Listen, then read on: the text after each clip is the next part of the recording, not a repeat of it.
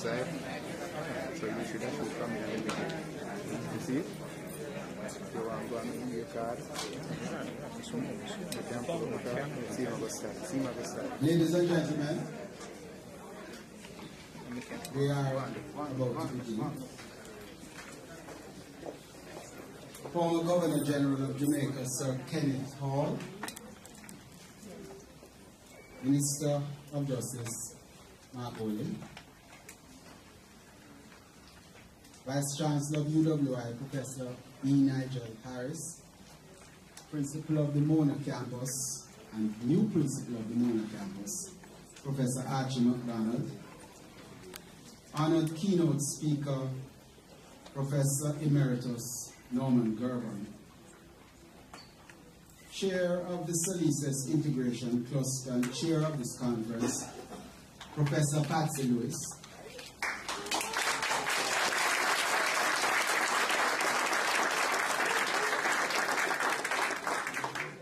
for those of you who don't understand why some people are clapping, it's because she is, along with Denzel Williams, who I'm not sure if he's in this room, but the most newly minted professors at the university.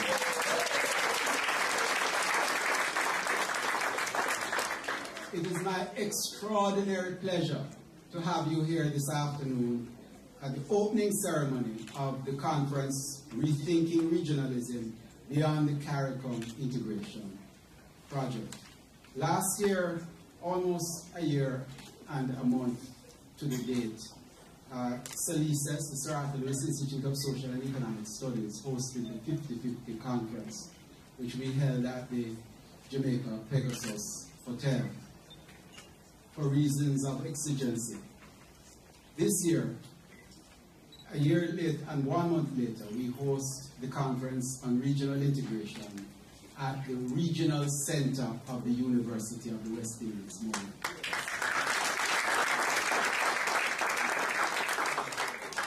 Extraordinarily happy to be here because this center is simply not a building, but it represents, as Vice Chancellor Nigel Harris will be happy to tell you at any time, it represents the unity of the University of the West Indies. It's 3 campuses and the open campus, and it is a symbol of our long travail in trying to keep ourselves together and in fact surviving these past 6 decades and more.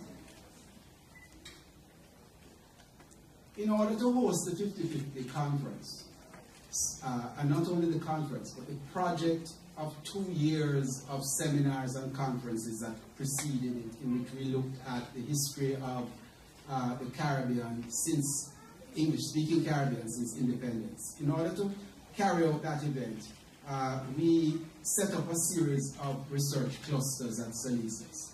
And the aim of this was to shift from a model in which individual scholars engaged in their research without reference to their colleagues elsewhere, without reference sometimes to their colleagues even at the University of the West Indies. And we started to develop a model of research clusters.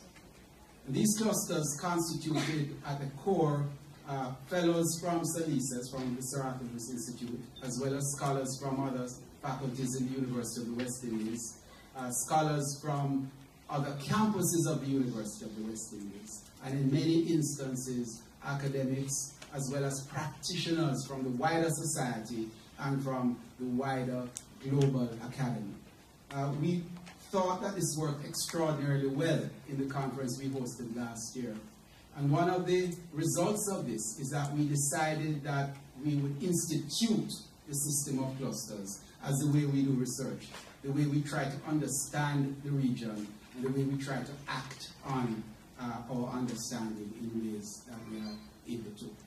And one of the clusters which has been extraordinarily successful is the regional cluster, headed by Patsy Lewis, and with an extraordinary team of people around her, both from this campus as well as from other campuses of the University of the West Indies. And the product of that activity is tonight's event. Now, it's not my job here tonight to talk about regionalism. That is, I imagine, going to be in the sphere of the speakers that follow me. What I want to say is that we consider this event to be of the utmost importance for what we do. And anybody who has been living in the Caribbean or following Caribbean affairs over the past few weeks would have heard events like sections of the Jamaican public questioning whether or not Jamaica should continue in CARICOM. We've had the Shanique Mary case coming to a resolution and raising very critical issues as to the future of movement within the Caribbean region. And even before most people here came, this evening we had a number of preliminary panels in which we began to discuss some of the critical issues related to movement, related to leadership, gender, questions of youth in the Caribbean region. So what we're doing tonight is really continuing a conversation that really started this afternoon and will continue over the next couple of days. I want to say that we hope that in hosting this conference that we begin to set a model of engagement. And you know, we have heard so much from people who say that more talk again, and we're tired of talk, and we want action. But action without careful consideration of where we are going, what are the options, what are the theoretical options, what are the historical options, what are the contemporary options that face us in the world, is futile action. And so therefore, what we are trying to do here is to begin that sort of debate that will continue and ultimately manifest itself in changes in the way we operate within the region, and in, certainly from my perspective, a closer regional unity among peoples of the Caribbean. Another feature of tonight, which I really I'm very proud of, is the fact that we have people here from all the language groups of the Caribbean.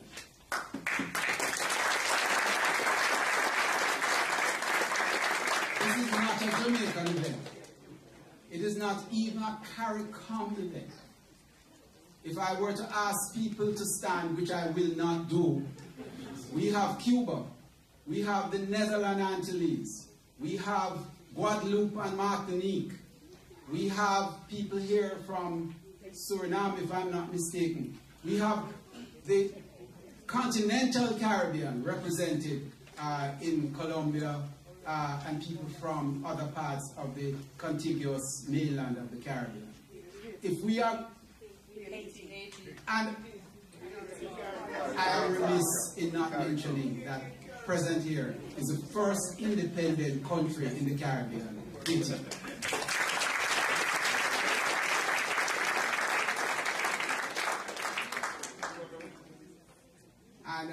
And I'm told Puerto Rico, Paul Latortu is in front of me, and I'm sure that I will receive due comments after for countries and parts of the region that I have missed. But that is precisely the point, that we're all represented here. And I just want to say that any notion that the Caribbean is restricted to one of its smallest linguistic minorities will be dismissed by the presence of our scholars and friends from the non-Anglophone part of the region. And there's no Caribbean unity that does not include all of the language and cultural dimensions of this rich and diverse region that we call the Caribbean. There's none that will not include all. So those are my remarks. I am very happy to have you here tonight, and I now call upon somebody who has been one of the firmest supporters of our efforts in SALISES, and indeed, undoubtedly, one of the firmest supporters of Caribbean integration and Caribbean unity, our Vice Chancellor of the University of the West Indies, Professor E. Nigel Harris, to bring his greetings.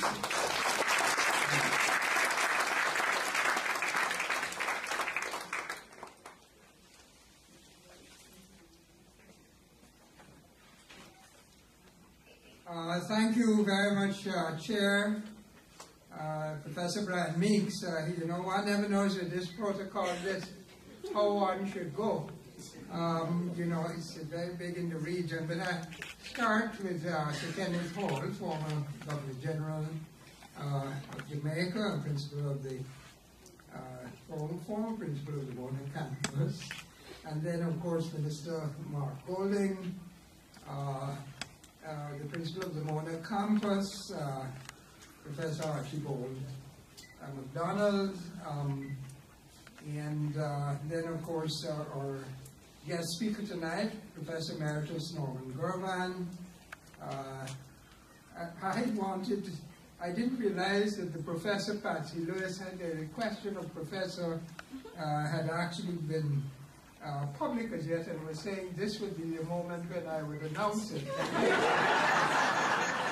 Since I confess I chaired the committee, albeit 3 days ago, but in truth, knowing the University of the West Indies, within 2 seconds of any decision, the more private, the more public it becomes. But she tells me she's been officially informed. I want to also congratulate Professor Bentley Williams.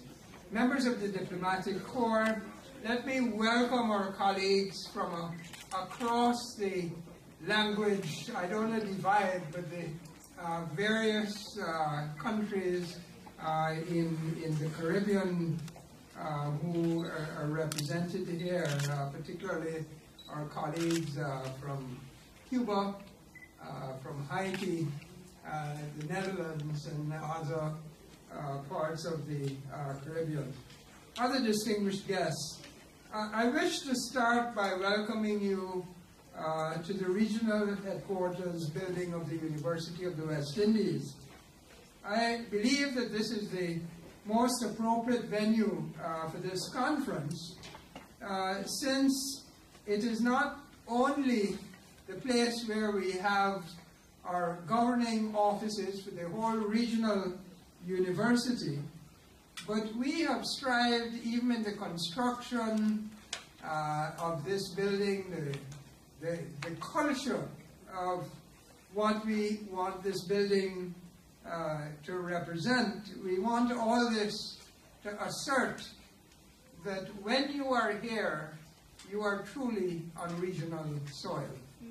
This is no single campus, it's all of us as a region.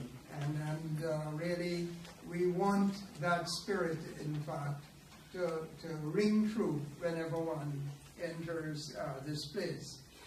I confess to really how happy I was when I received the news that this conference was being organized, and indeed that it would be held here.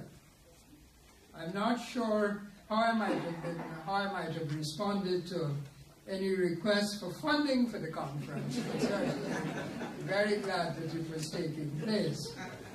I believe that the University of the West Indies must be the foremost champions of regional integration. I believe that we must not only talk the talk, but we must walk the talk. And in truth, by having conferences like this, and let me say truthfully, a conference that goes beyond what is CARICOM, but speaks to our region, indeed speaks to a Caribbean future that I think we all want to create. I must tell you that I was so pleased to hear that Mona announced that students could take a language other than English. Of course, they did in fact have to still go foundation course in English communication, but that they could take another language, usually Spanish or French, in place of one of the foundation courses. And this is the first step, I believe, to our university insisting that every student speak another of the Caribbean languages in addition to English itself. I think it's vitally important.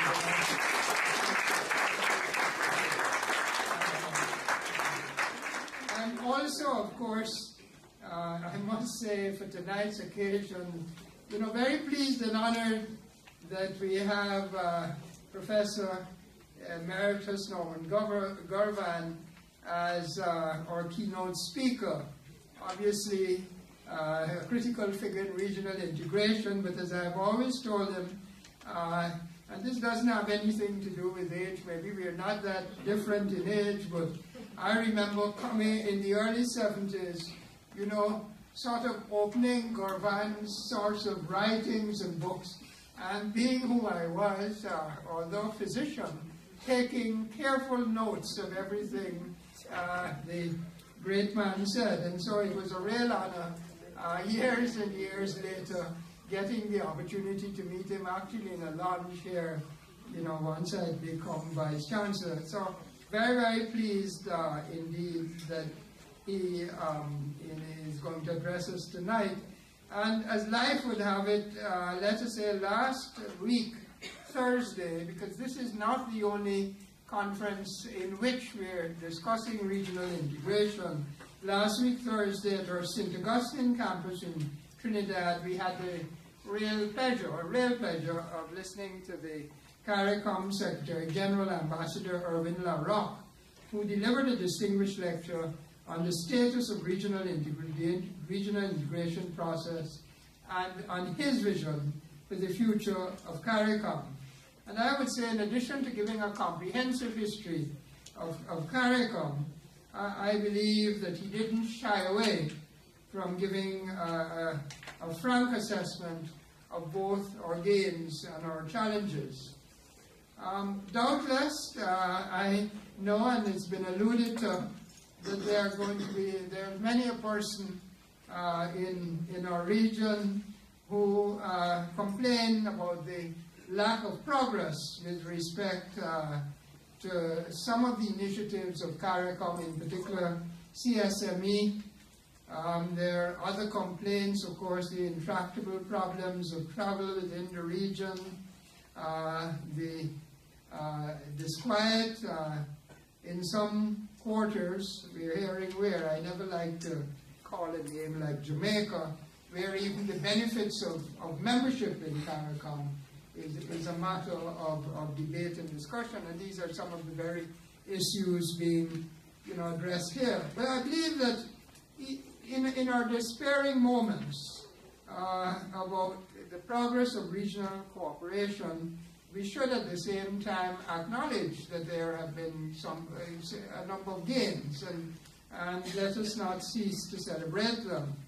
Of course, last week we've already heard Professor Meeks allude to the CCJ, and indeed they have burst onto the scene. Maybe they made judgments before, but last week's Shanique Myrie decision will be a very, very important one, and will have implications with respect to travel throughout the region.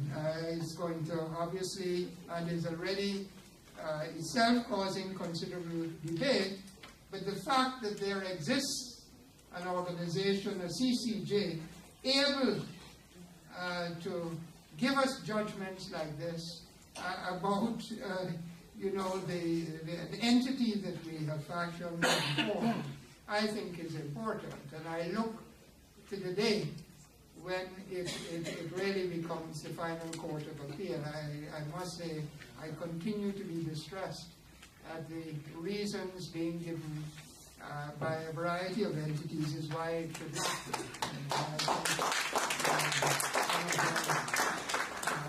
be. I think we should also hail, and I want to mention that we have Dr. Eddie Green here, a big player in the launch of the Caribbean Public Health Agency, CARPA, and indeed this really being an assembly of regional health agencies, but brought together in a more powerful way to deal with the health of the Caribbean people as a region. Admittedly, the English Caribbean, but I'm absolutely certain this is with links to the broader Caribbean. I believe this indeed is another success that we can hail. The Caribbean Examinations Council, they're celebrating their 40th anniversary this year, and they have grown to gain both regional and international recognition and respect for the innovative advances they have made in terms of the delivery of examinations.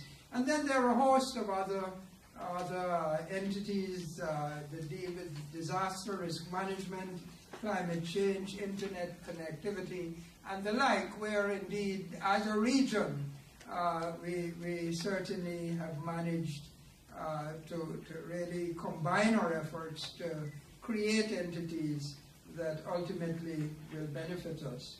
So in going forward, I believe that it is vital that there be a concerted effort by all actors, the political directorate, private, public sector, civil society, to drive regional integration in ways that will foster not only regional development, but national development. I say to every campus of the University of the West Indies, if you had to go it alone, you would be so much weaker than if you had not had the ability to call on this regional expertise and regional capacity to build even what is national. I think, as an idea, it's vitally important that we understand, even in the context of national development, the considerable value of the regional enterprise. We really are not as alert to it as possible. I'm hopeful that this is really going to be a fruitful meeting. I take your point, Chair, that of course you have to reflect and discuss before you do. But I'm hopeful that the communique will come out of this and that there will be actionable recommendations ultimately that we will be able to carry to government and other relevant sectors in the Caribbean community. So in closing, Professor Lewis, Professor Meeks, your team, my considerable thanks that this conference is a reality. To you, our distinguished guests and participants, enjoy this place. And for those of you who haven't visited the Mona campus across the road recently, I urge you to do so. It is surely one of the most beautiful campuses anywhere in the world.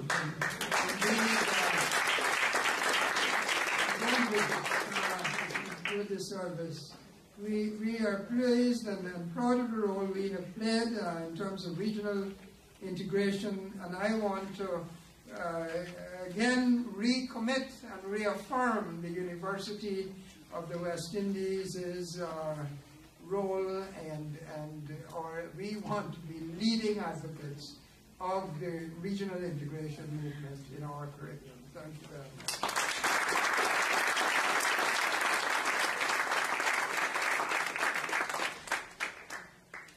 Thank you very much, Vice Chancellor, and we take your recommendation, and we'll be working on those working notes coming out of this conference.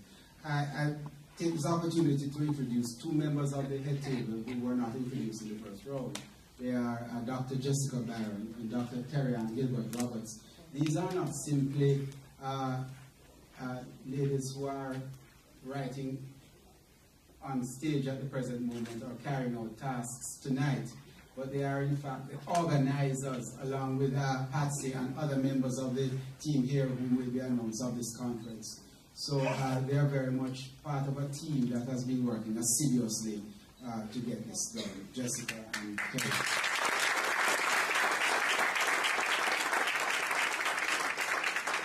I had mentioned earlier that the principle which Professor Harris didn't repeat again is the new principle of the Mona campus of the University of the West Indies. There's a joke here because Professor Harris, of course, identified himself as a physician, and the new principle happens to occupy the same territory. So among the people in social sciences and other disciplines of the University of the West Indies, there was a sort of question mark as to whether physicians now rule the world. And we are still waiting to see, perhaps even with bated breath, as to what this will mean. But so far, so good. Indeed, I have to tell you that the support that we have got from Professor Archie McDonald has been exceptional. And I'm not surprised. I'm not surprised because having worked with him over the years, he is, despite, you notice I use the word despite guardedly, despite being a physician, he has a grasp of the Caribbean and its place in the world, and he has responded as I would have expected him to. Thank you very much, Archie, the principal of the Mona campus, Professor Archie McDonald.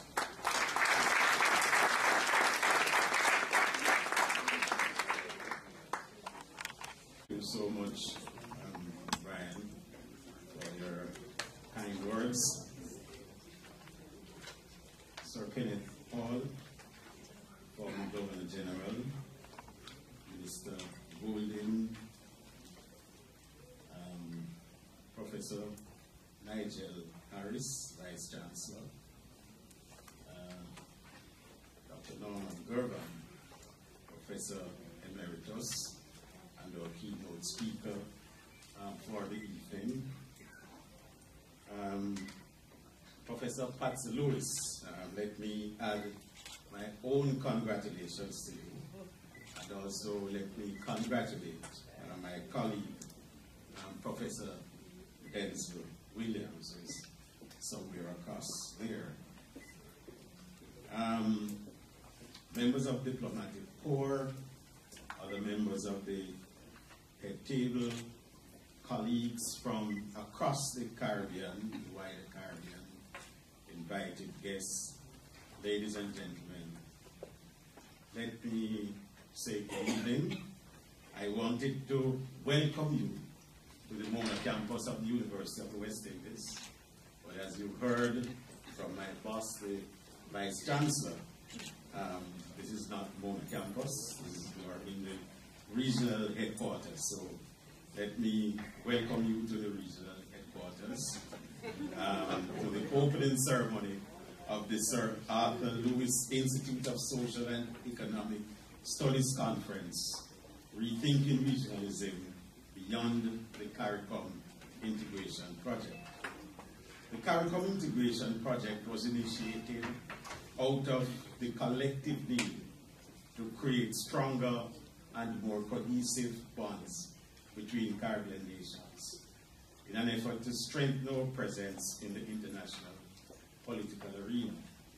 The establishment of the Regional Integration Project may be viewed as the most appropriate response for the former Caribbean colonies of the British Empire, as it signaled the development of a singular independent identity.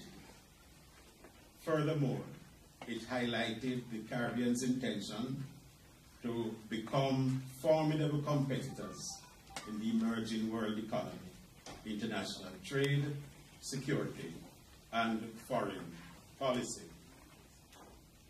CARICOM was essentially designed to bridge gaps and remove the barriers that would hinder the social and economic development and integration of our nations. The creation of CARICOM heralded a new phase for Caribbean states as it launched a partnership built on the common need to succeed independently of intervention by the established superpowers of that time, the United States of America and the United Kingdom. Essentially, the need for autonomy and state cohesion compelled the strong support of the CARICOM Integration Project from its inception to its current structure of its framework and influence in today's political system. However, the past challenges faced by the conceptualizers of regional integration were exceedingly different than what we are currently facing as a collective. Caribbean states are now confronted with changing trends that have had a monumental impact on our development.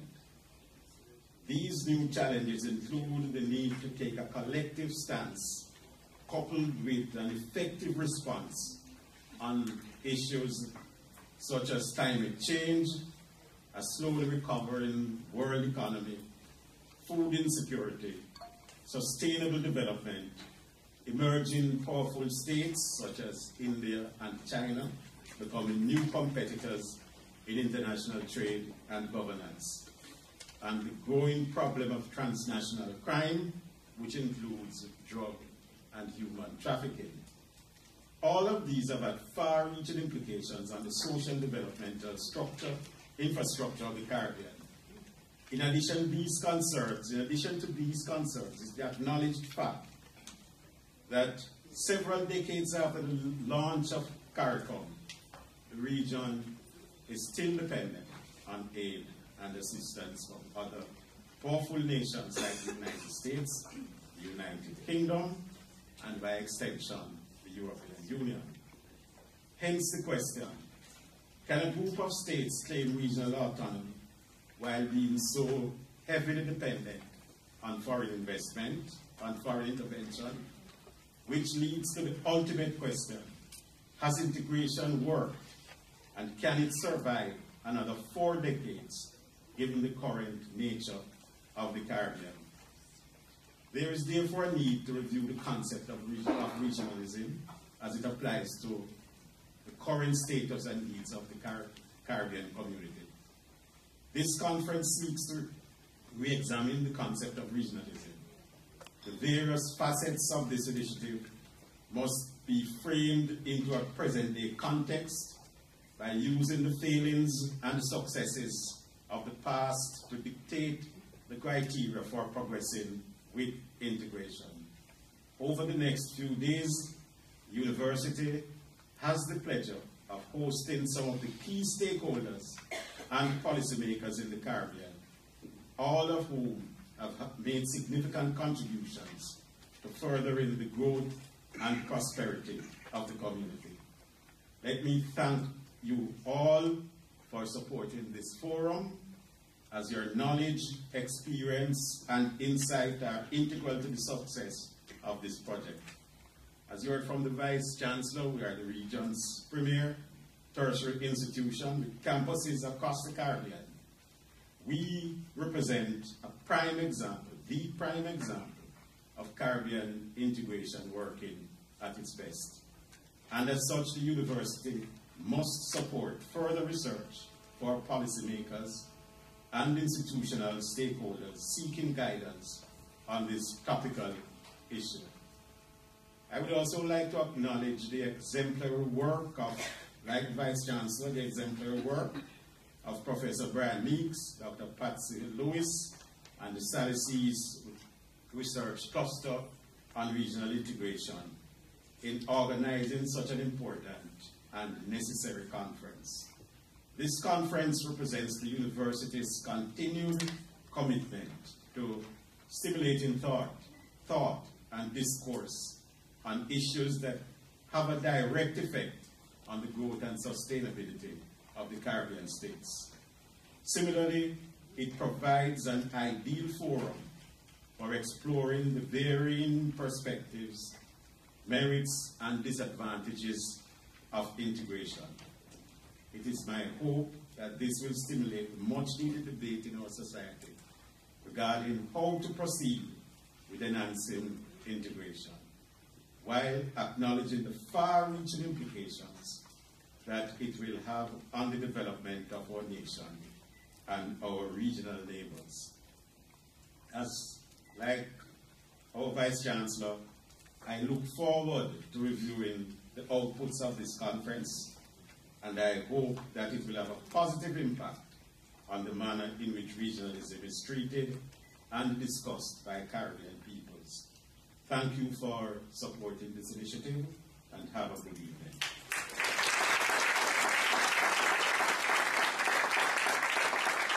I've told you that this is not just a physician, it's somebody with a sense of the Caribbean and where it is going. And thank you very much, Archie. I have to give you a job though, because I know your first interview when you became principal with the Daily Gleaner, you did ask what are your friends in social sciences doing. It was a very rhetorical question. The answer to the question is here tonight. This is what we're doing.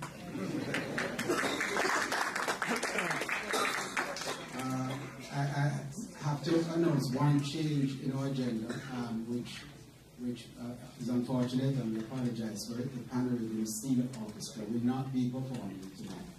So we'll move from our next speaker into the keynote.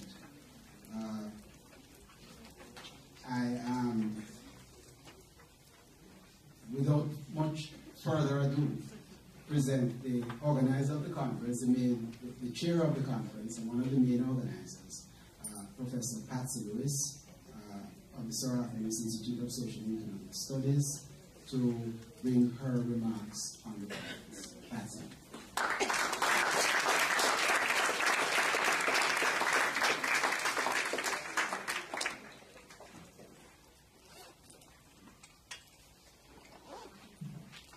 Professor Nigel Harris, Vice Chancellor, Professor Archibald MacDonald, Principal of the Mona Campus, Professor Brian Meeks, Director of SALISES, Mona, and Regional Director of SALISES, Professor Norman Girvan, our keynote speaker, members of my Integration Research Cluster, Dr. Terry and Gilbert Roberts of SALISES and Dr. Jessica Byron of the Department of Government, our special invited guest, Dr. Lisa Trotz, Associate Professor, University of Toronto, members of the Diplomatic Corps, conference presenters, ladies and gentlemen, good evening, and welcome to the opening ceremony of our conference, Rethinking Regionalism Beyond the CARICOM Integration Project.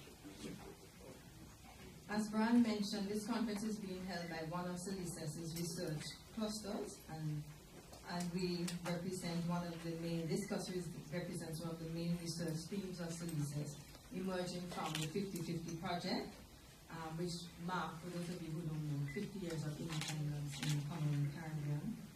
And the cluster draws its members from the 3 campuses of the University of the West Indies.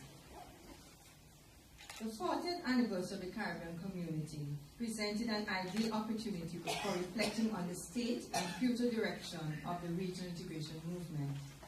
But even without this milestone, a conference such as this is necessary, given what is considered widely to be a moment of crisis for the Caribbean community. The crisis is seen to occur at both the bureaucratic and political levels, and is most evident in the challenges member states are encountering in the implementation of the Caribbean single market and economy. The context within which this crisis is unfolding is also important.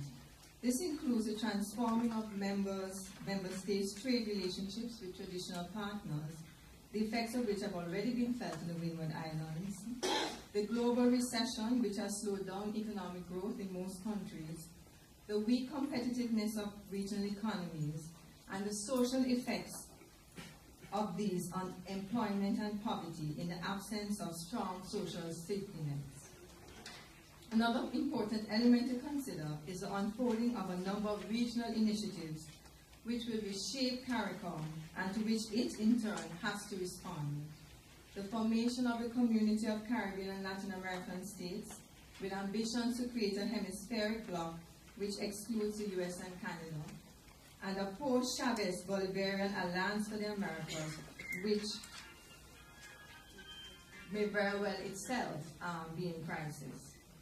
A further element is the role of new economic and political poles, the so-called BRICS, Brazil, Russia, India, and China, but particularly for this region, Brazil and China. We expect a rich and fruitful set of discussions over the coming days, and this has already begun with today's roundtables, which have covered a range of issues. I wish to express special thanks to the presenters, not to usurp Terry and Gilbert Roberts' role, but I wish to express special thanks to the presenters and participants in the roundtables that have gone today and the panels that are to come. The success of our conference depends less on the logistical arrangements than on the quality of the presenters and their range of interests.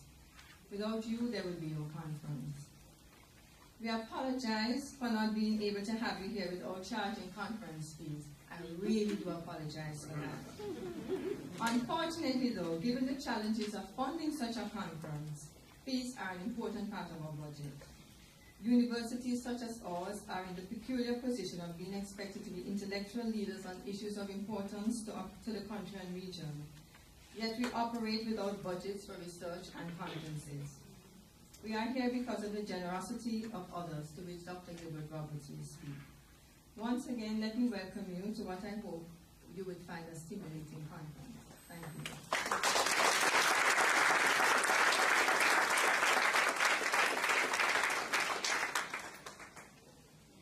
There's a traditional Jamaican political meetings, and it's probably echoed throughout the region given our common culture, that the person introducing the main speaker is also introduced. And then you sometimes have somebody introducing that person as well. So you may have 3 levels of extensive introduction before you get around to the main speaker.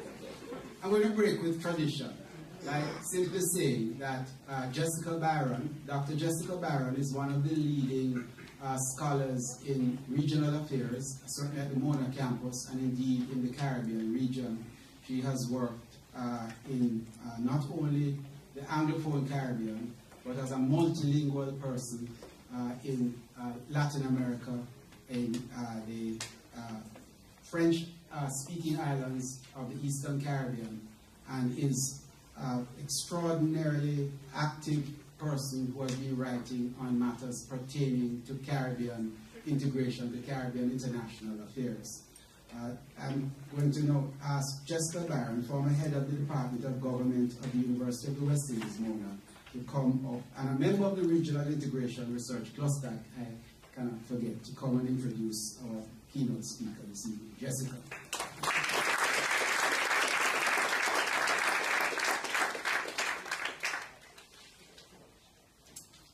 Thank you, Chair.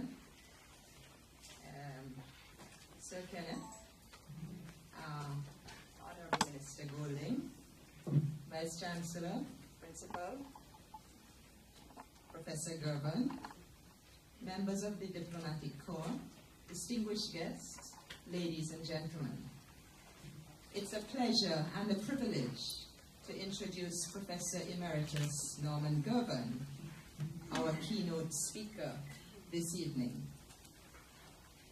He has had a long and distinguished academic and public career, and I can only highlight a few aspects which illustrate his outstanding intellectual contributions and his public service in the cause of Caribbean regionalism and human development in our hemisphere and in the global south. Professor Girvan studied first at the University College of the West Indies, right here, and then did his doctorate at the London School of Economics. He directed the National Planning Agency of Jamaica. He worked with the United Nations in Senegal and in New York, and he served as director of the Consortium Graduate School, and later as the first university director of SALISES. More recently, he has been Professorial Research Fellow at the Institute of International Relations, UWI St. Augustine. Professor Girvan served a 5-year term as the second Secretary General of the Association of Caribbean States.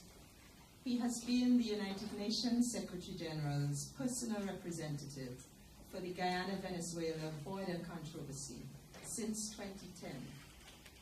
He has also been a member of the United Nations Committee on Development Policy since 2009, and a board member, later vice chair, of the South Center between 2002 and 2011. Professor Girvan has been a committed advocate of Caribbean and Latin American integration for many years, providing critical insights and expert advice to many Caribbean governments and regional organizations, and always serving as a key intermediary who is respected and trusted by all the various linguistic and cultural groups in the wider region. He has worked extensively with civil society organizations. He is the recipient of many honors and awards from several countries and institutions for his endeavors.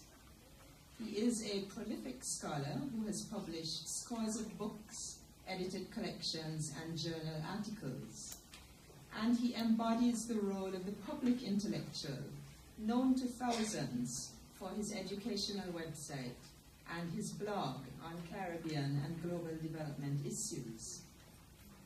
For us here at UWI Mona, Norman is also a much-loved and revered senior colleague who can always be relied on, not only for his rigorous research, incisive analysis, and generous comments on one's own work, but also for his intellectual honesty and a strong commitment to his beliefs and values, not to mention a great sense of mischievous humor. Professor Girvan, with your lifetime of practical and academic engagement with the themes of Caribbean regionalism and development, we look forward eagerly to your reflections on constructing the Greater Caribbean.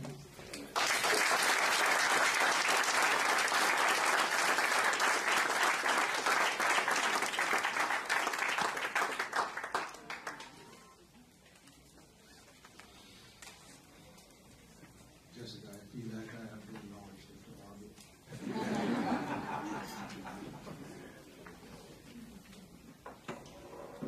Friends, may I take the liberties of saying one protocol observed? Thank you. So let me begin by thanking Brian and this integration cluster for handing me the many sleepless nights I have suffered by asking me to do this opening keynote. To be honest, I must confess that there was a part of me that welcomed the opportunity provided by Dr. Munera's inability to be here, not welcome his reasons for his inability, welcome the opportunity to, as it were, unburden myself of a few ideas that I have been wanting to lay out for some time. Alfonso Munera, Secretary of the ACS, is a close personal friend and colleague, and I know he would have put his own special imprint on this subject. Specialist historian as he is on the black presence in Colombia, and passionate devotee as he is to the Caribbean project, I hope and expect that Alfonso will be invited back to give a distinguished lecture so that you may have the benefit of his knowledge and insights. Now, as many of you know, some years ago I published a paper which discussed the various meanings and discussions that are attached to the term Caribbean. I noted with interest that this conference is titled Beyond the CARICOM, but that the Caribbean that lies beyond the CARICOM has been the subject of somewhat deliberate ambiguity, leaving participants free to give their own interpretation. It's really good to see that a significant number of non-English speaking scholars have answered the call, and many are friends of long standing. It's good to see you here. Although the majority of the offerings appear to be from the Anglophone region, judging by the titles, it's a very important start. It's very heartening to hear the sentiments expressed by the Vice Chancellor, the Principal, Professor Meeks, and all of the other speakers who preceded me about the necessity of coming to terms with that wider region. There's a sense in which the legacy of language is part of a larger influence that we could call the legacy of empire. And in these reflections, I want to explore how far the ongoing project of constructing the Caribbean may usefully be looked at through the optic of the opposing forces of empire and resistance. After a brief tour of the imperial project, I will invite you to consider with me some of the principal resistance projects, by which I mean regional projects of indigenous construction, which have impacted our ideas of region and their political and institutional expressions.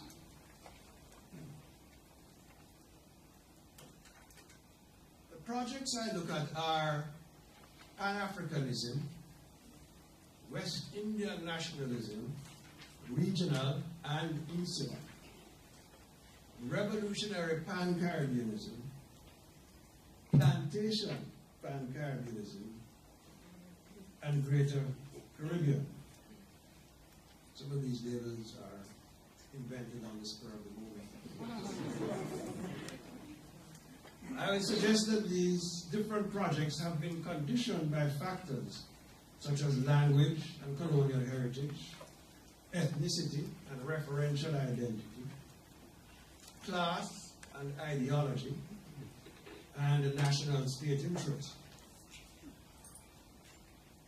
Believe it or not, I will be brief, that you am anxious to get to the more enjoyable activities that follow these formalities. In other words, I'm hungry. I see we are almost an hour behind the schedule. It may be useful for us to begin at the beginning, as it were, by recalling that the linkages among our scattered islands go back a long way. We are told that they were settled initially by people from the mainland to the south, thrusting upwards from the Orinoco, and perhaps by others from the Yucatan, venturing across to Cuba and the Bahamas. But unlike, say, the Japanese and Indonesian islands, our archipelago never benefited from having an empire of indigenous origin that united the disparate islands under a common language, religion, culture, and cosmology. There is no historical memory of being one upon which we can collectively draw. In Spanish colonial times, the ports of terra firma on the mainland, southern mainland, were networked with those of Las Antillas Mayores in the service of wealth extraction and transatlantic shipment. Subsequent incursions by other European nations were to seriously fragment the geopolitical configuration of the archipelago. And indeed, it was not until the latter half of the 19th century that the sea and its surrounding littoral began to be known as Caribbean, as shown by the Puerto Rican historian Antonio Gaston Guy. This development, as he shows, was a reflection of the imperial designs of an expansionist America. In effect, the Caribbean basin was constituted as the third frontier of the United States. And it is in this sense, therefore, that the seizure of Puerto Rico and the de facto seizure of Cuba in 1898, the separation of Panama from Colombia in 1903 in order to build an American canal, and the American occupations of Nicaragua, Haiti, and the Dominican Republic in the opening decades of the 20th century were all steps in the construction of the Greater Caribbean American style. This would continue through the Anglo-American Caribbean Commission of the 1940s and the continuing string of U.S. interventions in the second half of the 20th century in Cuba, the Dominican Republic, Grenada, Nicaragua, Panama, and Haiti, in the form of Reagan's Caribbean Basin Initiative, in ongoing involvement in counterinsurgency in Colombia. Most recently in the reactivation of the U.S. Fourth Fleet in 2008 and the pervasive U.S. military presence in the entire region, complete with overflights of drones, conveniently packaged as the war on drugs. My main concern, however, is not with the constructions of empire, but rather with those that have arisen in response and from within. In this connection, I would like to begin with the work and the movement of Jamaica's national hero, Marcus Garvey. For although he was not a regionalist in the customary sense, Garvey's project was to a significant degree formed by his regional experience of travel and observations of the condition of black workers in the circum-Caribbean and South American countries. It's not so well known, for example, that Garvey visited Panama, Costa Rica, Guatemala, Nicaragua, Ecuador, Chile, Peru, Honduras, Colombia, and Venezuela. And it was in these communities that his skills as an orator, political journalist, and publisher were honed. And it was immediately after his return from these travels that he founded the Universal Negro Improvement Association in 1912. And although the focus of Garvey's organization eventually settled on the United States, it had a wide regional outreach. I am informed, for example, by Professor Robert Hill, that the Garvey, the UNIA, had branches in 18 different Caribbean countries, as well as 6 countries in Central America and the circum-Caribbean. This extraordinary fact is testimony to the extent to which Garvey's message of racial pride, self-respect, and economic development resonated in these societies. In the biographical notes of Professor Arthur Lewis, for instance, he records that his interest in the subject of underdevelopment began when his father took him to a meeting of the St. Lucia branch of the UNIA when he, Lewis, was barely 7 or 8 years old. Lewis, of course, went on to win a Nobel Prize for his work on economic development, which have led me on more than one occasion to quit that the honors should have been shared. It's not.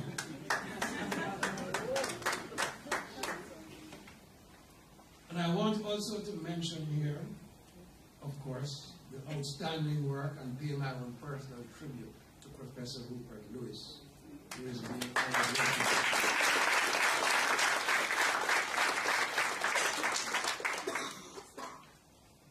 Garvey was above all a Pan-Africanist in the audacity of his vision and the tenacity of his organization. But he was only the first in a stellar line that have their political roots in the archipelago. Indeed, it is a matter upon which we might usefully reflect that the most influential political thinkers from these islands have never found it possible to confine themselves to the insular space. They have embraced projects of far wider dimensions. After Garvey, we have C.L.R. James, George Padmore, Walter Rodney, Robert Marley. We have Aimé Césaire and Franz Fanon. Glad to see your brothers and sisters from Martinique. We also think of Michael Manley and his struggle for a new international order. We think of Jose Marti's assertion that homeland is all of humanity.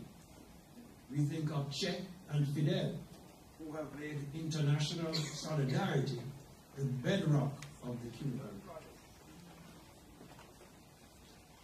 It was this sense I would guess that our societies and our presence in these parts are the product of the historical development of global economic forces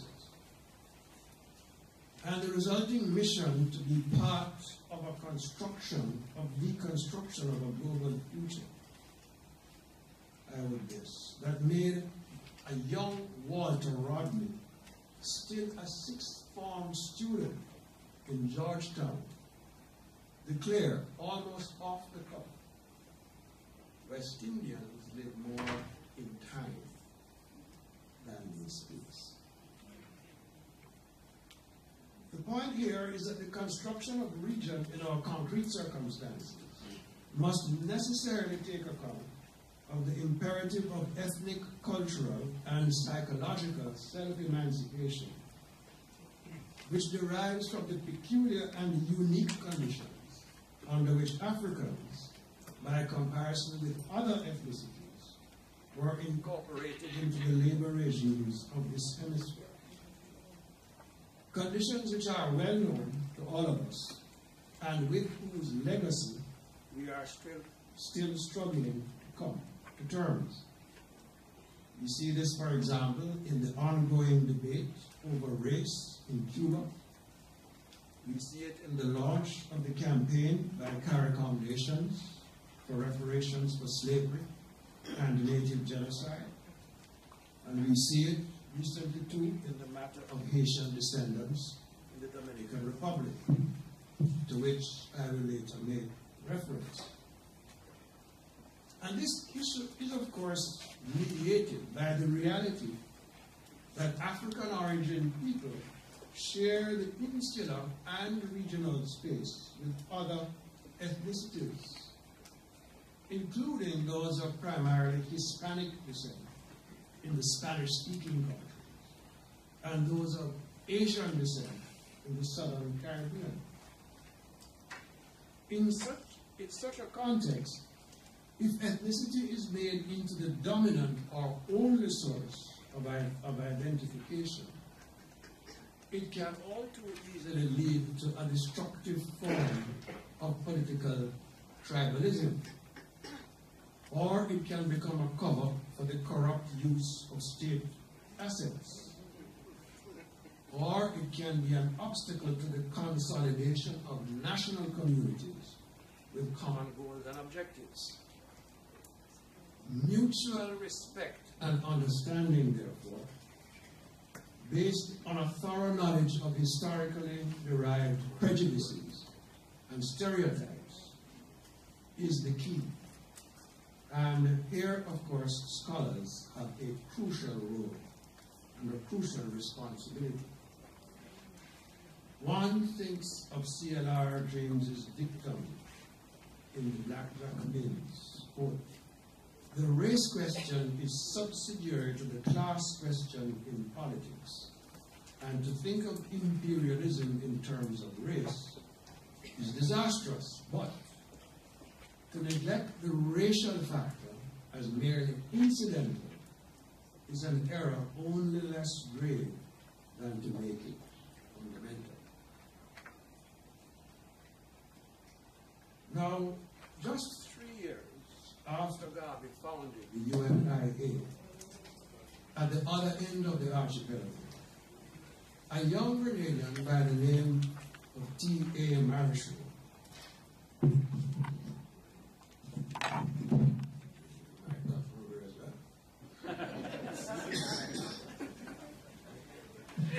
young Grenadian named T.A. Marshall was founding a paper called the West Indian. The two words were significantly joined together in a single word in the banner headline of the first, 1915. Thus was launched a second current of social thought and political practice.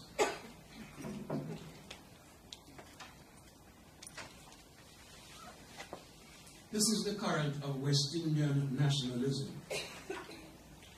This project responds to responded to similar conditions in the colonial order as that of Garveyism. but it took a somewhat different form and trajectory. That project was to take root and spread over the first half of the century, with Marichaud and Cipriani holding a regional conference in Grenada in early 1932. A conference which I was astounded to learn only a few years ago had the audacity and the vision to write a draft constitution of a West Indies with Dominion status, be it independent. This was decades before the British Colonial Office got into the business of mass producing such documents. That conference was followed by the Caribbean Labour Congress in 1938, which took up the mission. But the CLC took it a stage further by linking the campaign for self-government and nationhood to the cause of emancipation of the working people and the creation of societies based on social justice. In other words, democracy and political sovereignty would not be an end in itself or ends in themselves. They would be instruments for, in effect, a second emancipation of the West Indian people. Yet we must note that as the thrust continued after the war, these goals elaborated by the pioneers of the Caribbean Labour Congress were to be progressively diluted in their class content and deprived of their regional dimension. By the time Marichaud's dream became a reality in the form of the West Indian Federation in 1957, decades after the publication of the first issue of the West Indian. By that time, the writing was on the wall for the dream to become almost a nightmare as a result of the emerging dynamic of insular nationalism.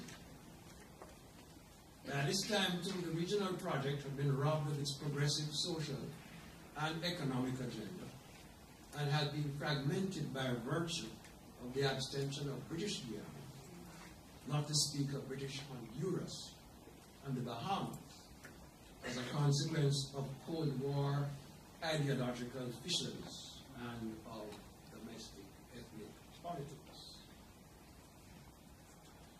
So the insular nationalism, which has in large measure displaced West Indian regionalism in the Anglophone Caribbean since the mid-20th century, is another powerful centripetal force. One could almost say that since the breakup of the Federation, British West Indians have tried to reconcile the dynamic of insular nationalism with the economic imperative of regional integration in the form of CARIFTA, CARICOM, and the CARICOM Single Market and Economy. To date, with only limited success. I must say, however, as mentioned by previous speakers, the recent ruling of the Caribbean Court is a major development in rescuing the CARICOM regional project.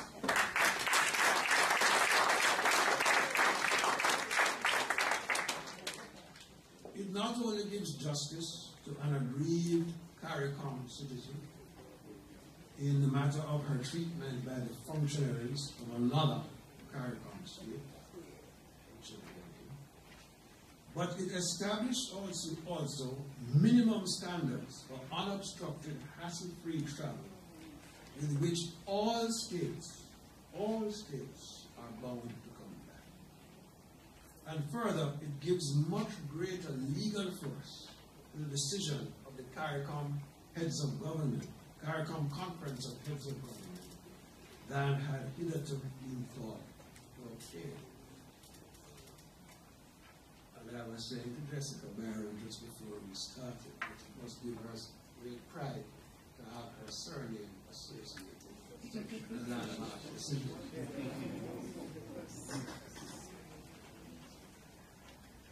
Now, in the 1980s, a spirited debate erupted over the relative merits of deepening versus widening the Caribbean community by the inclusion of non-Anglophone states. The report of the Independent West Indian Commission on this question, dated 1992, was actually a vigorous reaffirmation of the case for the consolidation of a West Indian identity, one that had been elaborated by the early visionaries. And this speaks to the enduring appeal of that case. It is very eloquently captured in the words of the chairman of the commission, Sir Sridhar Ramphal, in his preface to the report. He says, and I quote, "I am the fourth generation of my family's anguished transplantation. Other West Indians," he says, "have been here over a longer period and through systems of greater anguish. Yet it was natural for me to remind an audience during the Commission's consultations that, quote, I am a Guyanese before I am an Indian, and I am a West Indian before I am a Guyanese. Oneness," he says, had replaced separateness in 4 generations. So it is for most of the people of our CARICOM region. That oneness, he says, is the basic reality of our West Indian condition. End of quote. So here we have the notion of West Indianness as a composite of historically subordinated ethnicities in the English-speaking Caribbean, which have melded and are melded as a result of processes of creolization.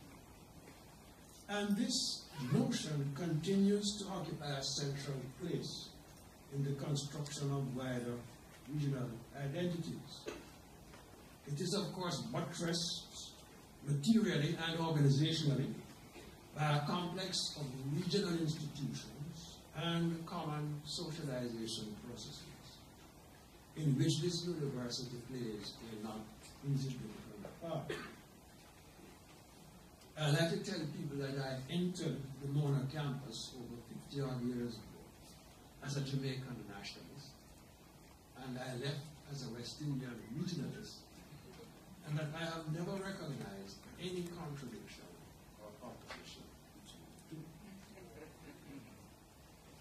the two. Yet we must concede that this identity is derived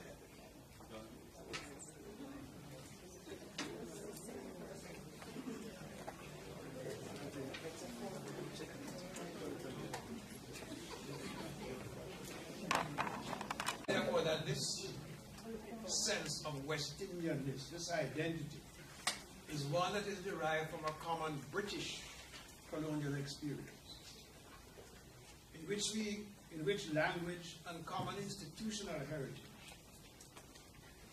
are the main media of communication and of shared understanding.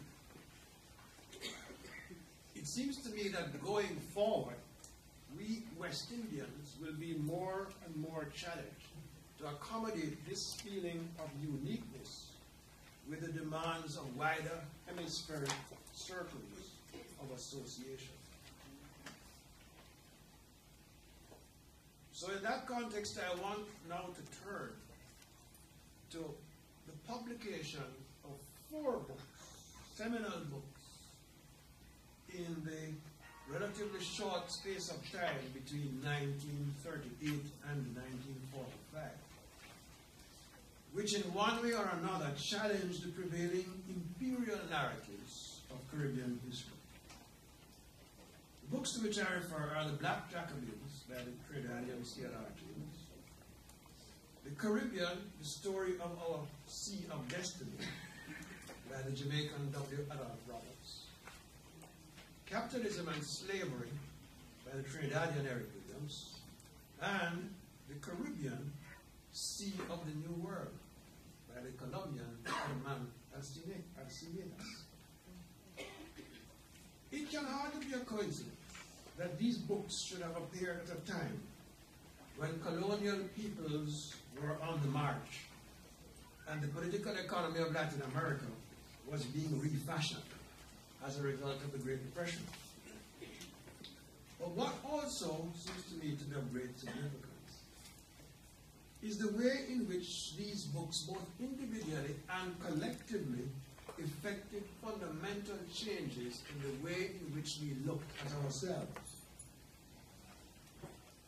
As I hope to show, they are importantly in transcending the frontiers of language and colonizing thought, and laying the foundations of a pan-Caribbean historical and political consciousness that continue to shape our constructions of the region in the present day. C.L.R. James wrote The Black Jacobins as a weapon in the anti-colonial struggle. He took his inspiration significantly from the Haitian Revolution, which had occurred some 150 years before, and was, of course, the first successful revolution against slavery and colonialism in all of Latin America and the Caribbean. Also of significance is that he looked to the personality of Toussaint for lessons in the brilliance of black political generalship, strategy, and tactics. James's project, I would think, in 1938 was all the more audacious in that since its self-liberation, Haiti had been relentlessly demonized in the Anglophone imaginary, used as proof that it is futile to defy imperial power, and that black people are incapable of governing themselves without extended periods of white colonial tutelage. In all of the 75 years since then, probably no other single book as The Black Jacobins has so awoken the consciousness of the non-English speaking, the consciousness of Haiti in the English-speaking Caribbean, and the consciousness of the wider community of imposition and resistance, of which we are an integral part. And James leaves us in no doubt as to his revolutionary pan-Caribbeanism, when in the 1963 republication of his book, he adds an epilogue titled From Toussaint Louverture to Fidel Castro, and makes this declaration, quote, Castro's revolution is as much of the 20th century as Toussaint's was of the 18th. But despite the distance of over a century and a half, both are West Indian. West Indians first became aware of themselves as a people in the Haitian Revolution, and whatever its ultimate fate, the Cuban Revolution marks the ultimate stage of a Caribbean quest for national identity. It is to the Haitian revolutionaries, therefore, that we ultimately owe the foundations of our consciousness of self as a regional people. A regional people of equality, self-respect, dignity, and essential humanity. The historical connections operate practically at a subterranean level in our collective memory. As, for example, the often overlooked fact that Bookman, who was a principal initiator of the Haitian Revolution, came from Jamaica, and that Bolivar was materially assisted by President Pétion. Or even in the fallacious notion conveyed by French textbooks, as the Uruguayan writer Eduardo Galeano recently reminded us. The fallacious notion that Caribbean slavery was abolished by the benevolent French in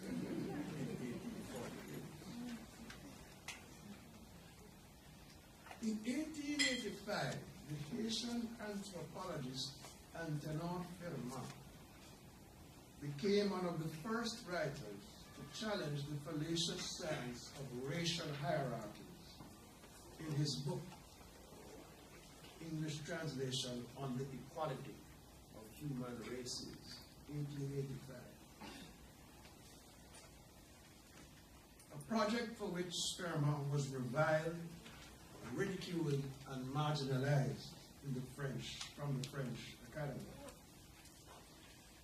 His book was written in rebuttal to the Frenchman de Gobineau's pseudoscience in a book recently previously published, called The Inequality of the Human Races.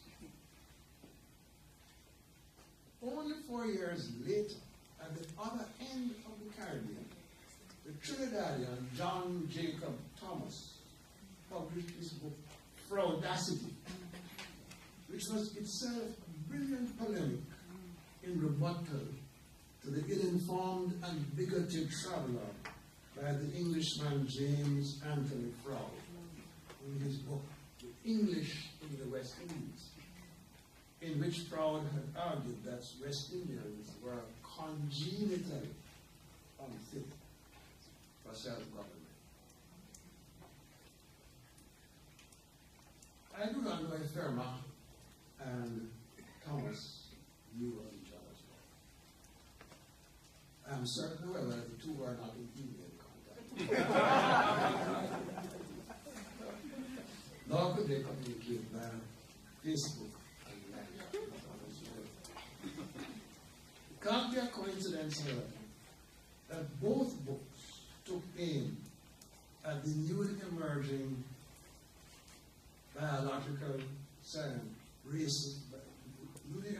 racist biological pseudoscientific theories. In the same decade as the Congress of Berlin, the height of the European scramble for Africa, and the accompanying doctrines of white man's burden and mission civilisatrice. The spirit of Haiti, indeed, persists as a kind of thread connecting the French/Creole, Anglo, and Hispanic world of spiritual and intellectual marinage in the Caribbean space.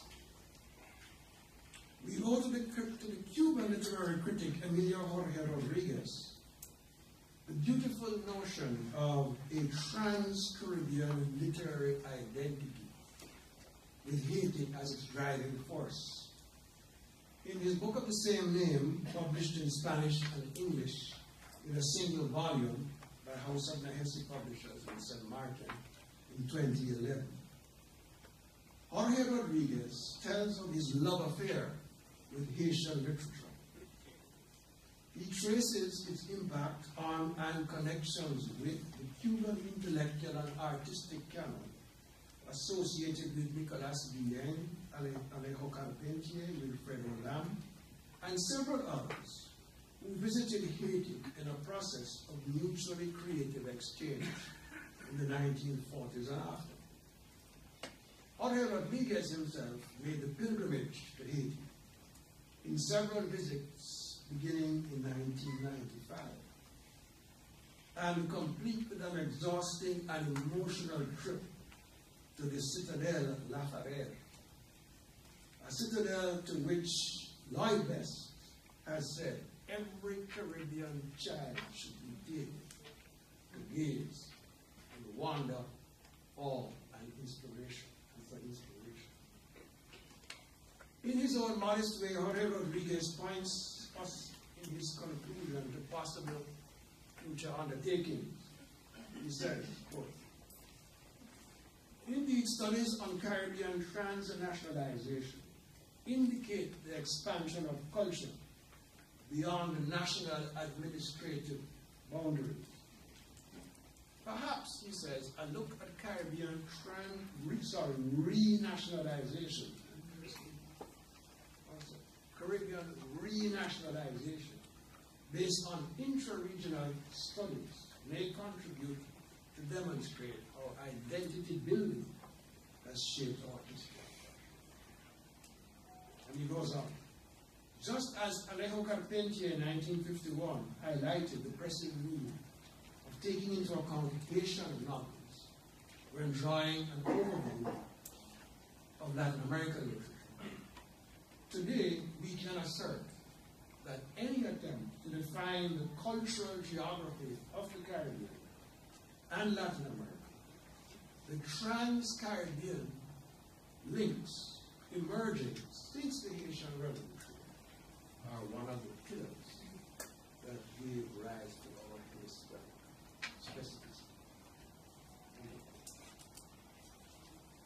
So the incorporation of Haiti into the Caribbean community, I think it was in 2005, can thus be seen as the latest step in the regional validation of the Haitian experience, and a belated but welcome recognition of our historic debt to Haiti, as has been recognized by CARICOM and by this university in their programs of collaboration with Haitian institutions post-earthquake, and by bodies including ALBA and UNASUR, by Venezuela, and especially by the magnificent example of the Cuban Henry Reeves International Medical Brigade, serving in urban and rural communities in Haiti.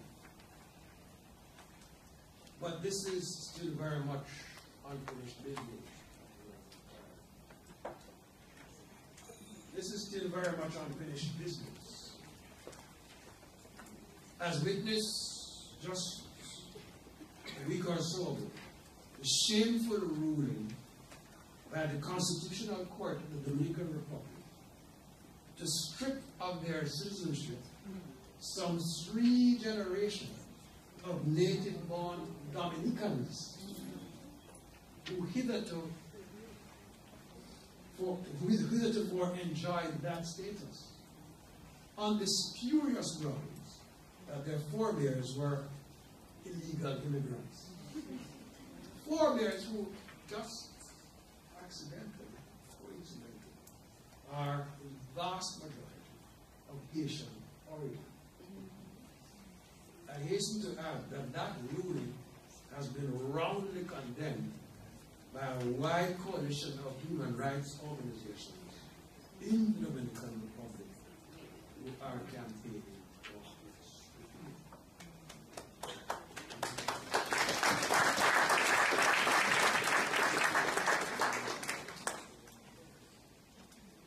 I next turn to Eric Williams's Capitalism and Slavery, which is thought by many to be the intellectual offspring of the Black Jacobins.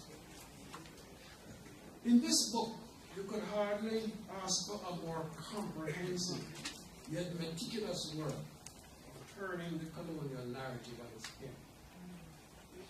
By its thesis that slavery and the slave trade had fueled, if not financed, the British Industrial Revolution, while at the same time foreclosing all possibility of economic development in the Caribbean. But more than that, Williams provided a theoretical and analytical frame by which we can understand all such economies, irrespective of colonial power and associated linguistic and institutional heritage. In furtherance of this understanding, Williams spent several months doing postdoctoral research in the Spanish-speaking Caribbean, Cuba, Dominican Republic, and Puerto Rico, and in Haiti in the year 1940. He maintained a lively correspondence with the Cuban luminary Fernando Ortiz, eminence Greece of the documentation of the African presence permeating Cuban culture. Returning to Howard University, Williams published his first academic article in 1941, which called for a Pan-Caribbean Federation. saying inter alia that the development of the islands does not require domination by the United States, which was then being actively considered, but rather by means of independence from Britain and the assumption of these islands of full responsibility for their internal affairs. Williams later wrote that the months he spent in Cuba were the most important and influential of his intellectual life. It was as if the scales had fallen from his eyes in a European condition. I call this construction of region somewhat inelegant, I confess. Plantation pan-Caribbeanism. After Williams's book, we begin to understand Caribbean and society, Caribbean economy and hence society, as a system, whether preceded by the qualifier British, French, Dutch, or Spanish. For Williams, this system lay at the core of his historicized thesis that the essential Caribbean condition of fragmentation, of the essential Caribbean condition as consisting of fragmentation caused by imperial rivalry, colonialism, and slavery, and his utter conviction that only by means of economic and ultimately political integration of these islands could true economic emancipation, independence, and self-development be achieved. Throughout his political career, Williams fought for this conception. For example, it was the basis of his insistence that the West Indies Federation should have a strong central government responsible for economic development. It was what underlay his convening of a conference of states and territories of all the language zones after the breakup of the Federation, to forge a Caribbean Economic Community. That was in 1963. He insisted that the Economic Commission for Latin America should establish a Caribbean office to promote cooperation in the region. And he was one of the two main initiators, along with Carlos Rafael Rodriguez of Cuba, in the establishment of a Caribbean Cooperation and Development Committee of ECLAC, now ECLAC, in 1975. And these are institutions which still endure.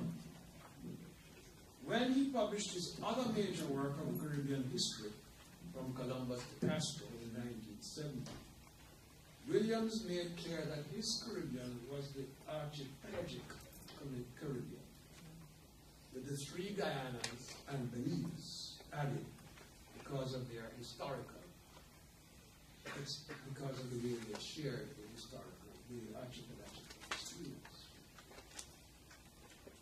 Intellectually, the road from capitalism and slavery would lead to the New World group in the 1960s, and the theories of plantation economy of Lloyd Best, CARICOM, and George Beckman in the 1970s, and to the Association of Caribbean Economists in the 1980s. Most notably, and without saying, the enormous contribution of eminent Caribbean historians who followed Williams. It is the scope of Caribbean that underlies the magisterial UNESCO history of the Caribbean project of the 1980s and beyond. Even then, however, we find a growing elasticity around the edges of its notions of the Caribbean region. As early as 1968, we find Lloyd Best beginning his famous essay on independent Southern Caribbean freedom, with an assertion that the Caribbean, as the world of plantation America, extends from the northeast of Brazil to the south of the United States.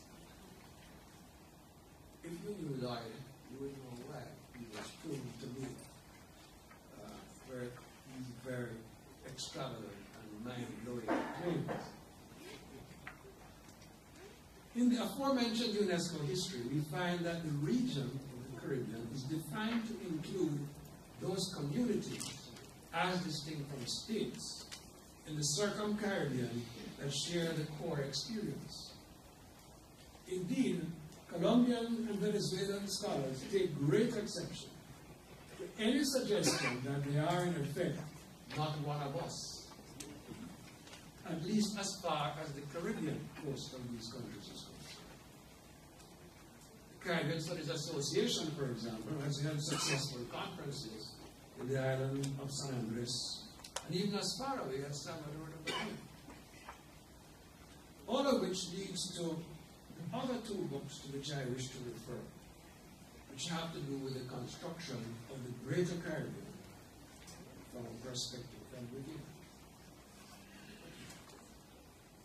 W. Adolph Roberts' book, The Caribbean, Story of Our Sea of Destiny, was published in 1940. Now, Roberts was not only a self-taught historian, he was a passionate Jamaican nationalist. Some people credit him with, quote, conceptualizing and initiating the march towards Jamaican self-government from his base in New York City, where he founded the Jamaica Progressive League in 1936, years before the founding of the People's National Party. Roberts' book of 46 chapters and 340 pages spanned a 450-year story of the lands lying in and around, quote, the 1,800 miles from the Serpent's Mouth between South America and Trinidad and the Yucatan Channel. Now, it might seem to be a curious paradox that a man of such intensely insular nationalist orientation should publish a book of this magnitude claiming a proprietorial relationships with the larger space that we inhabit, and asserting that space as the locus of our destiny.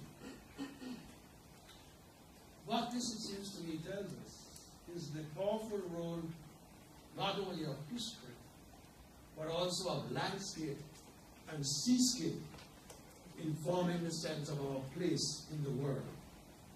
That is the foundation stone of a truly expansive regionalism.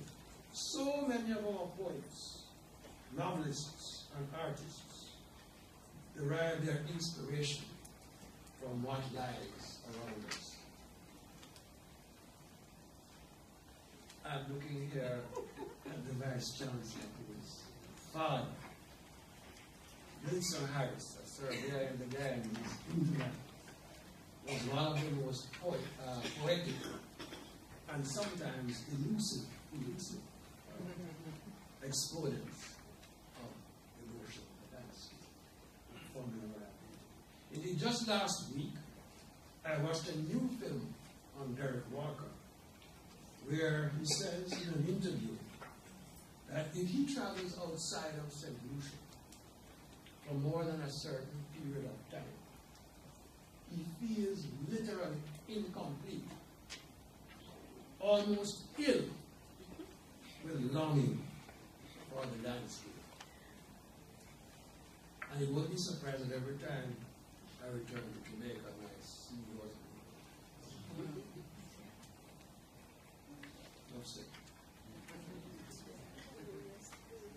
Now, the sense of the wider regional space that we encounter with Roberts, we also find in Girvan Arciniegas. He was a public intellectual par excellence, diplomat in the service of his country, one of the most distinguished and revered men and letters of the 20th century of his native Colombia. In 65 years, from 1932 to 1997, Arciniegas is credited with having published practically one book a year, along with hundreds of essays, articles, and speeches. His biography of the Caribbean is a breathtaking and magisterial work, encompassing 4 centuries of history of the Caribbean basin, in its broad sweep. And it remains one of his most, if not his most, acclaimed and well-known works. So here we have these two books, written, in a sense, as part of a political vocation to create our story in place of their history.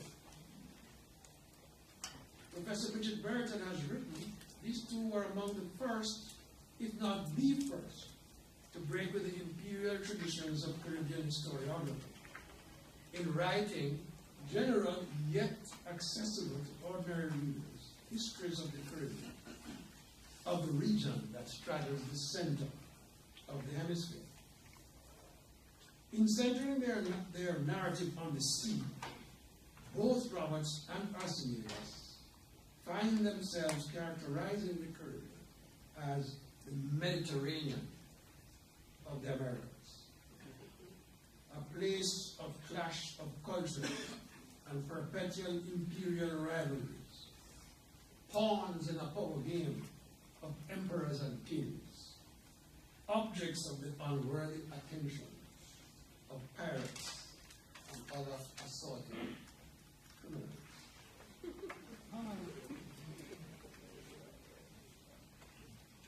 Nowadays, this strategic location gives us the dubious importance of sitting astride the principal drug trafficking routes between South America, North America, and Europe. One consequence of which is that this region has some of the highest homicide rates in the world. It's almost as if the cocaine and marijuana of today are like the gold and silver of yesteryear. Sources of fabulous wealth that traverse our borders, acting like magnets of greed and unmitigated weaknesses. And of course, we have all the very first trials. On the other hand, we continue as we must to seek opportunities for leveraging this location with legitimate advantage, as we see from the plans to create a logistics hub in Jamaica and the recent opening of the port of the transshipment facility at the port of Mariel, in order to garner the spin-offs of the expansion of the Panama Canal.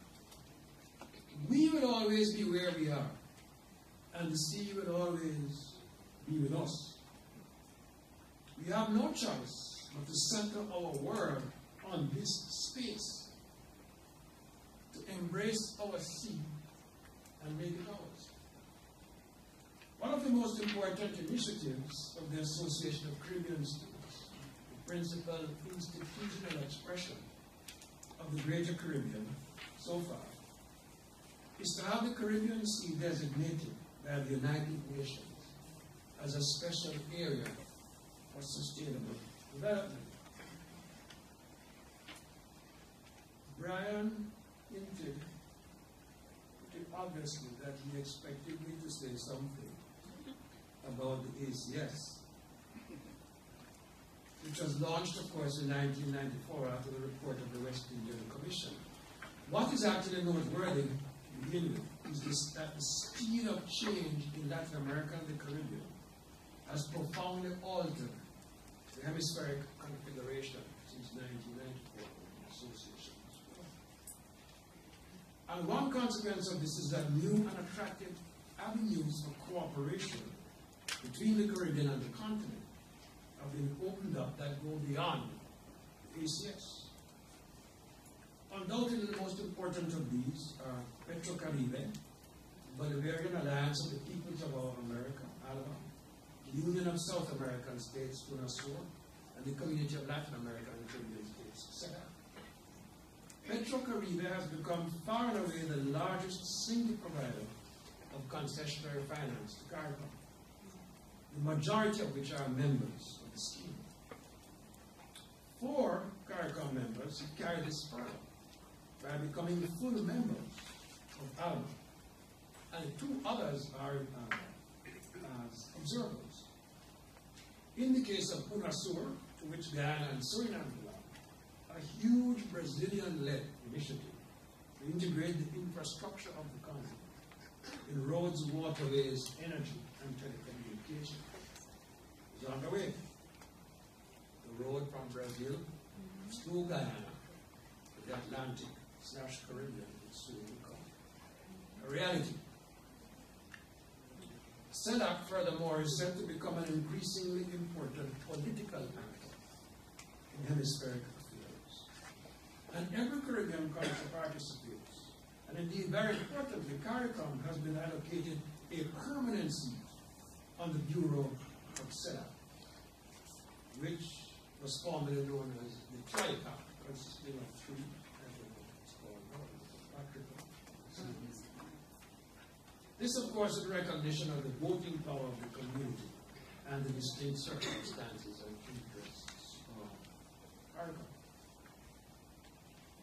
The ACS, therefore, now concentrates on those areas of functional cooperation that can best be served by an organization centered on this geographical space.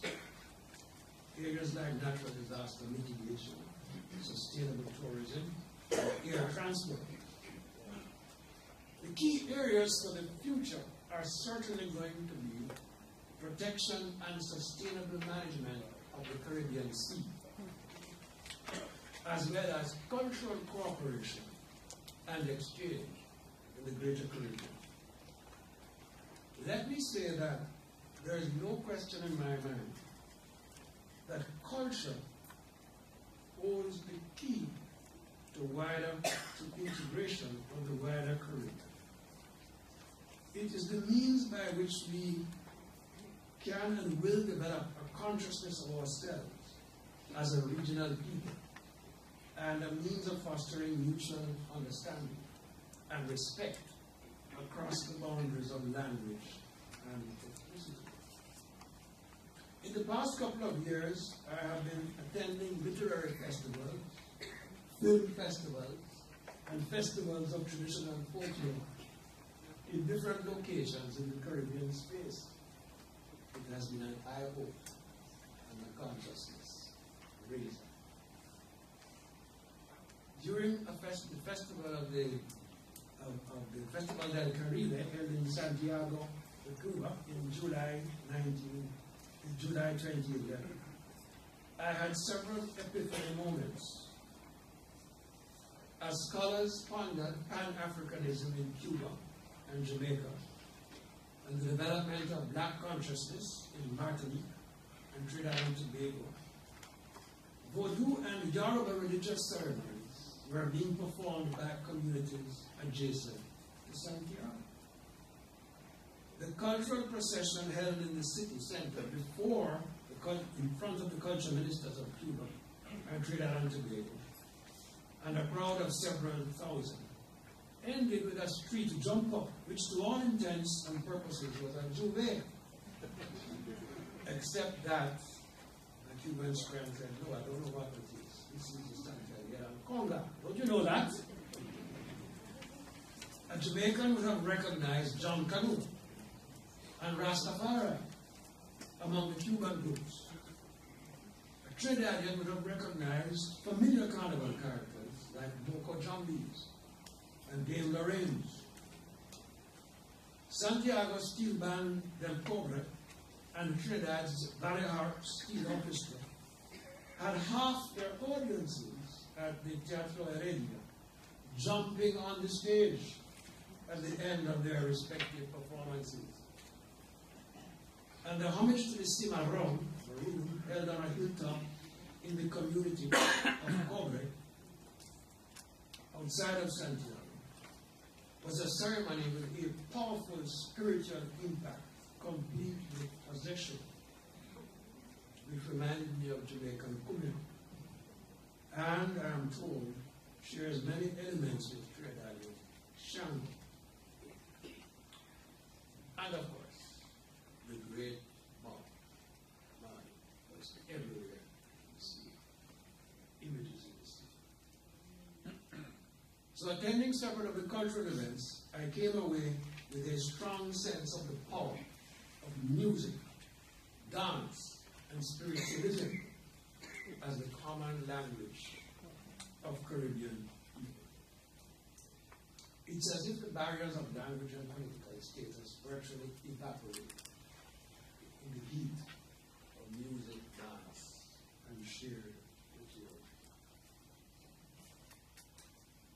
That sense of the Caribbean as a community of culture that one experiences on these occasions stands in curious contrast with difficulties that have often been encountered in configuring the Caribbean as an economic and political community at the level of formal institutions. Why not therefore propose the establishment of a Caribbean cultural community? Were Dr. Munada to be here, I'm sure he will be telling you of crucial initiatives in the field of culture in the ACS that have been initiated or facilitated under his watch. One such is a network of Caribbean carnivals, under which member countries would have present in their carnivals a representative carnival band or carnival characters from other participating countries.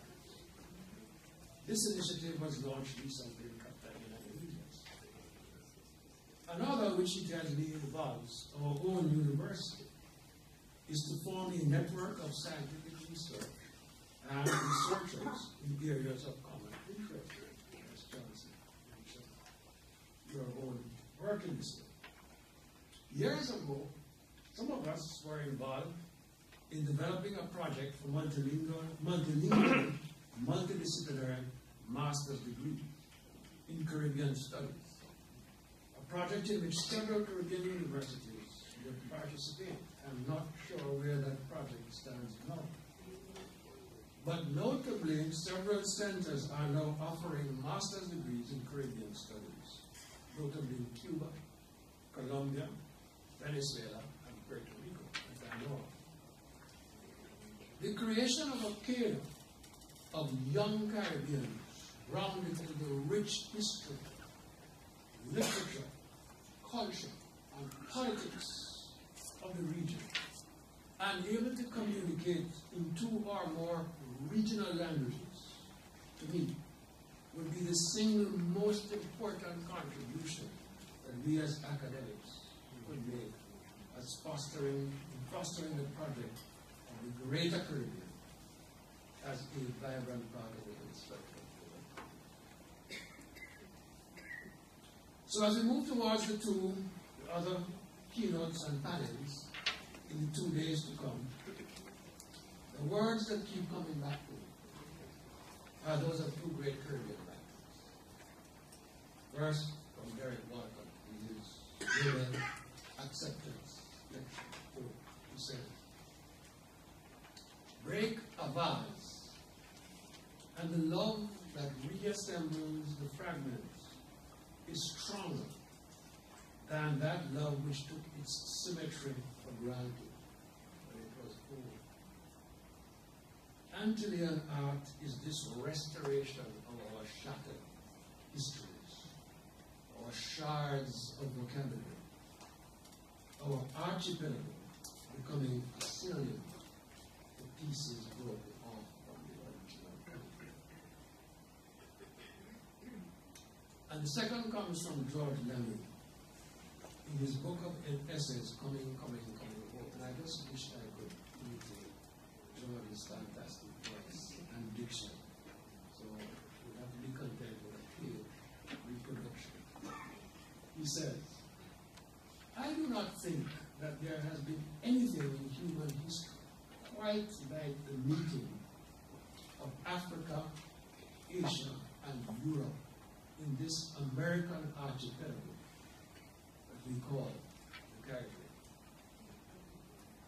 It is so recent since we assumed responsibility for our own destiny that the antagonistic weight of the past is felt as an intimidating menace."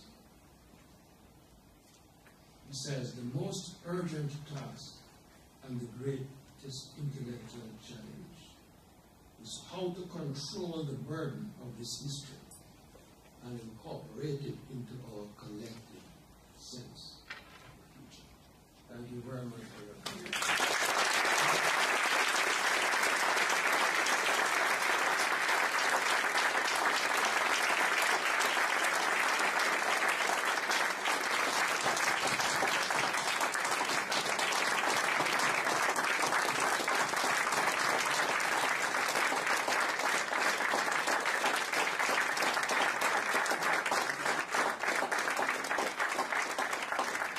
Thank you very much, Norman. Norman intimated, and first of all, we're looking forward to seeing that in a version that we can perhaps, with your permission, put up on our website for everybody to absorb in greater detail when you are ready. Norman intimated, and I just want to say my thanks are even more so because he replaced Ambassador Alfonso Munera, Secretary General of the Association of Caribbean States, who was ill and could not come, and sent his profound apologies to us. And Norman, not at the last minute, but almost at the last minute, agreed to make this keynote presentation, and clearly had sleepless nights doing it. So thank you so much for this wonderful.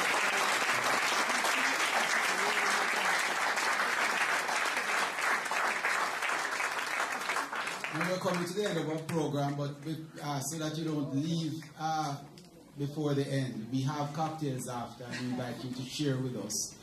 I want to let you know that tomorrow we start the remainder of our program at 9 o'clock in the morning, at 8 o'clock rather, with registration, followed by 9 o'clock, the plenary session in which His Excellency Erwin Laura, the Secretary General of the Caribbean Community, will be speaking on the status and future of CARICOM.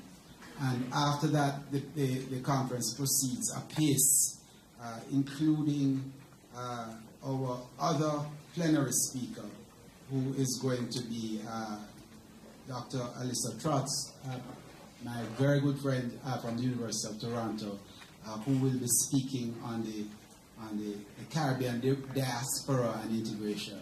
And she is, of course, Alyssa, I won't introduce her here, but she has becoming a very clear voice on Caribbean unity, speaking from the perspective of her position in Canada. And there is much more. I won't delay you with all the details of the program to come, except to invite you to come tomorrow morning. Colleagues who are part of the program, of course, and who are presenting and have lunch provided for on both days, programs, etc. However, students and members of the public who wish to come and sit in on any of the panels are free to come and sit in at no cost to you. We're not charging anyone to come and sit in. You, however, will have to make your own lunch arrangements. And like Patsy, we really apologize. We wish we could, have loaves and bread and feed everybody, but unfortunately, we can't. But there's food for thought, and that is as free as we can. We now have a cultural item, and as purely the master of ceremonies, I too am very intrigued by the group whom I have not yet seen. So I introduce to you now a dance item from Shady Squad.